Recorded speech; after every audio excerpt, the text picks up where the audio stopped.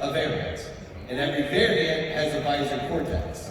And now every visor cortex is going to be in-game. It's your in-game identity. Oh shit! Let's go. Now just take that mentality and apply it to your weapons, your gear, your customization options, the things that you have that are core to your identity as a player. Yeah. Right? What worries me about that is that some team owners out there are going to say, Dash, take my sniper rifle and play this whole match with this and then give it back to me. Right? You know, so that I can say that you play with my sniper rifle and you want something. Speaking of that, do you guys have any plans for the esports side of this thing? Is that still conversational, ideation, or definitely on the path?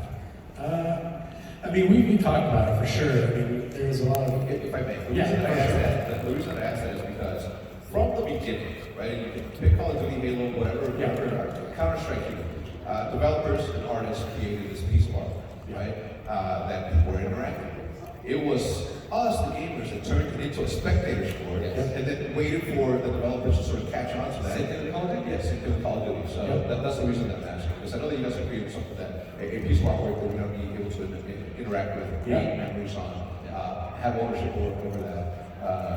So not to turn it into something super serious, but gaming is... No, I mean, I remember those early conversations when like all the esports guys would roll through Infinity Ward and they're pushing for features for competitive, right? Pushing for features for Asher would come in and be like, oh, can we have this, this, and this, right? Always would get pushback. And the reason was they looked at it at the time and like, oh, well, esports is like 10% of our audience. We really need to focus on features for the 90%. And it was whatever, right? So I feel like we've taken that to heart, and we're like, listen, it's not about augmenting Deadrop to be an esports game. Let's assume from day one that the esports component of Deadrop is going to be its own dedicated game, right? That feeds off of everything we're doing with Deadrop. So what we want to do is we want to bring in all the esports personalities, the athletes, the team owners, the players, everybody who's involved in that scene, and give them the tools to craft Deadrop into what is the best competitive experience. Because the best competitive version of Deadrop is going to be drastically different than what the pubs are playing. And that's okay, right? And so what we're doing is, and we'll talk about it a little bit in the show, but what we're doing is we're giving that control over to the community to have control over that environment to make it exactly what they need, instead of being, stuck to our calls. And so that is our sort of focus. But we definitely see it. The one definitive thing is we see it as its own dedicated game. And not trying to make the casuals competitive and all of that stuff.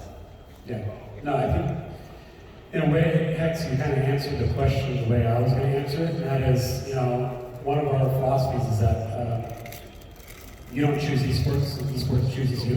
Love that. And what that means is like, you know what, we're not going out of our way to make a hardcore esport game. That's not because we don't like that stuff. It's because we want to make a game that is super fun, super engaging, lots of interest with it, and all the loops, everything is super fun to play. And then because it's super popular, you're always going to have a portion of the audience that's like, well, how do we make this more competitive? How do we make this the esports side of it? But you don't get that if you're trying to like make a game that's like super hardcore out the gate. It's like, no. Let the people that know best about that stuff to really come up with it. Our job is to make something that changes the industry, changes the world, that gets everyone excited to play this game, right? So if we do that, if we're successful in that, like the Call of Duties, the Halos, whatever, any game you name that becomes super popular, there's always a portion of players that want to try to make it an esport. The difference with us, we want to embrace it, that's fine. But our number one goal is let's make that game that's incredible, and then let's see what audience wants to talk about making a more competitive aspect of that game.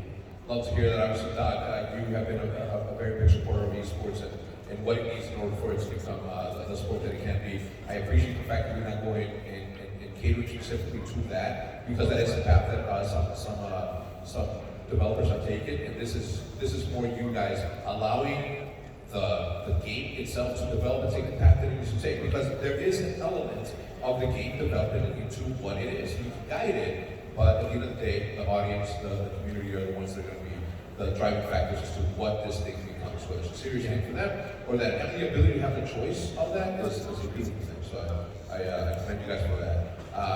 Look, I don't want to hold it up anymore. I think that it's time for us to say goodbye. I do appreciate you guys. I have more questions I'll ask offline, but I certainly appreciate the transparency. I'm sure they appreciate the transparency. Woo! Yeah. Looking forward to playing Snapshot #5 for me for the first time. And I love it. All right, everybody, all the information for Deadrop is going to be listed in the description down below. Please do check them out and sign up for all the news and everything. Their personal information will also be in the description. You should follow them for updates. And yeah, boys, thank you so much for joining us. Let's play some Deadrop. Yeah!